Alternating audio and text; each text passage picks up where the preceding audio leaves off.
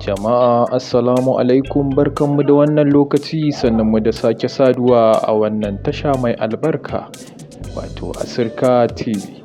Idan wannan shine lokacinka na farko, ka danna mana subscribe sannan ka danna alamar ƙararrawa. Duk lokacin da muka ɗora sabon shiri za ka samu saƙon mun ɗora. A yau ne tasharmu ta zagaya cikin gari domin tambayar ra'ayoyin al'umma akan shirin fina-finai a jihar Kano. Shin shirin fina-finan yana gyara tarbiyyar yara ne ko kuma yana ɓatawa? Mun tambayi wasu daga cikin mazauna Kano wanda suka ce haka.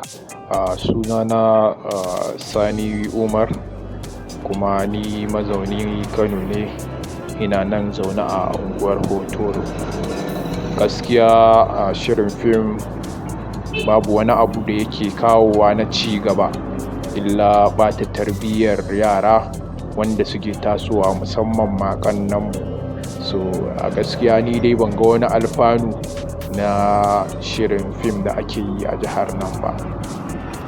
Wannan ra'ayi ya fito daga bakin Sani Umar, wato mazauni Hotoro.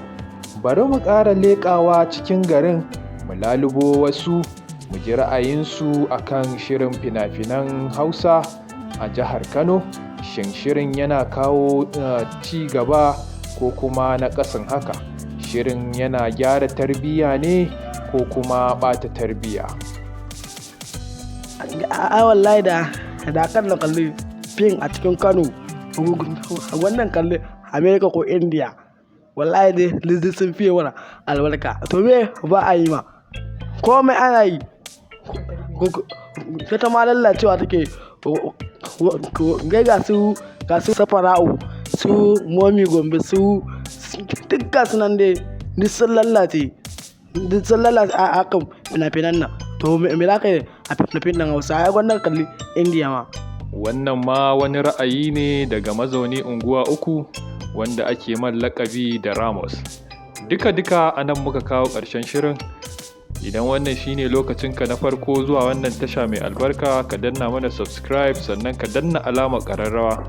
Duk lokacin da muka ɗora wani shiri za ka samu saƙon shirin.